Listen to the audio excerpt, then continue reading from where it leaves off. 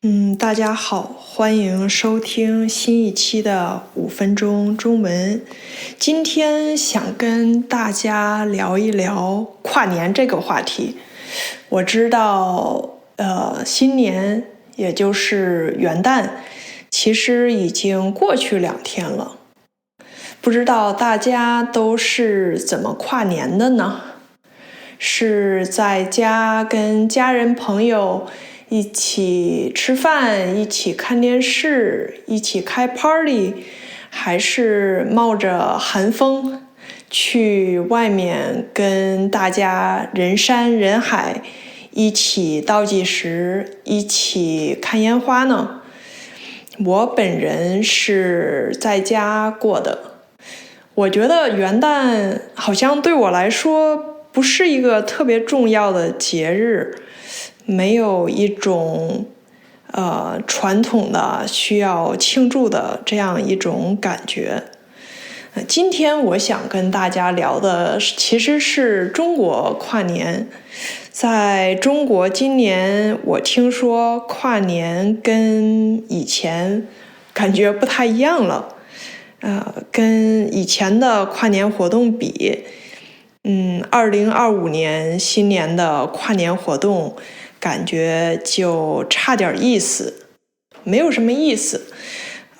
在中国的社交媒体的各个平台上，很多人是这样的感觉。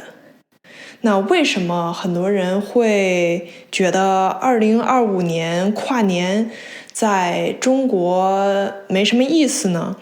就是首先，因为很多地方直接取消了大型的活动，就是像以前很著名的一些跨年的场所，好像今年都有很多的这样的限制。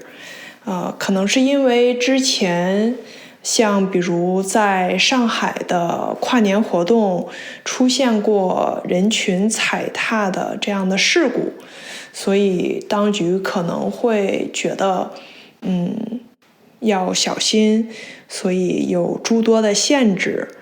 然后很多之前的很有创意的热闹的这样的大家聚集在一起庆祝新年的商场啊，还有一些广场啊，好像也没有做很多特殊的准备就是很多人会聚集在这些地方，然后大家一起想倒数，然后想看一些烟花的表演，然后想看一些像纽约时代广场各种的大屏幕这样的一些热闹的好看的漂亮的这样的画面，好像听说都没有，就很平淡。这些大屏幕有的都提前关了，就让人觉得蛮失望的。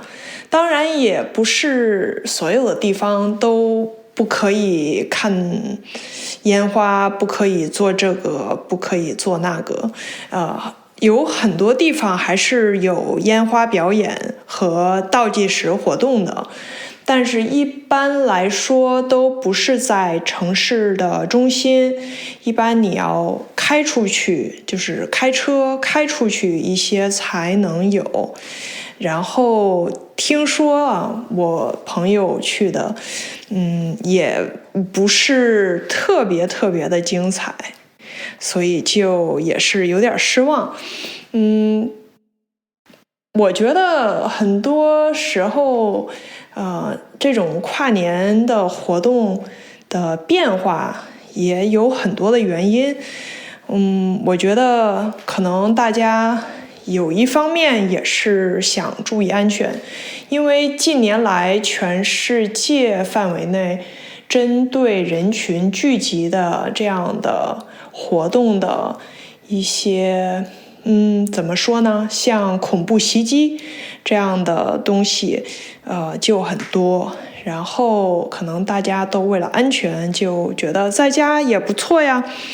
然后还有一个原因就是说，现在中国，包括中国在内，就是全世界的经济好像在发展，但是其实，大家的生活，尤其是中产阶级，都变得比较怎么说呢？艰难，就是工资的增速赶不上，物价的上涨，所以很多人也觉得，那出去跨年又要吃，然后又要比如打车啊之类的，要花很多钱，可能还玩得不好，不如在家跟网上的朋友，一起聊天庆祝也不错，这样还省钱了。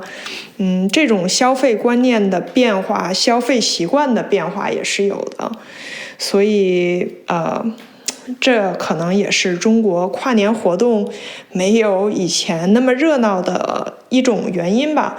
然后最后我还想说，我觉得可能也是因为中国人现在更重视春节这样的传统节日，相比元旦，当然春节在中国人心中的地位会更重要，而且，政府好像也是更加在推广传统的节日。总的来说，我觉得跨年的活动，是因人而异的。如果你不喜欢跟很多人聚在一起，你喜欢跟3两好友在家或者跟家人一起庆祝，我觉得也蛮好的。如果你想出去呢，就可能比较麻烦，但是也是一件很开心的事情啊。总之大家开心就好。那现在已经是1月3号了，在这里就再次祝大家2025年新年快乐。上期的播客我好像说的是2024年，不过我的祝福是一样的，祝大家在新的一年里心想事成，万事如意，平安健康。也希望大家在2025年一起陪5分钟中文继续走下去。那今天就跟大家聊到这里。如果大家喜欢我的播客，欢迎您在 Spotify、Apple Podcast、YouTube 各种平台上收听，分享、评论，支持我的播客。再次感谢您，我们下期再见。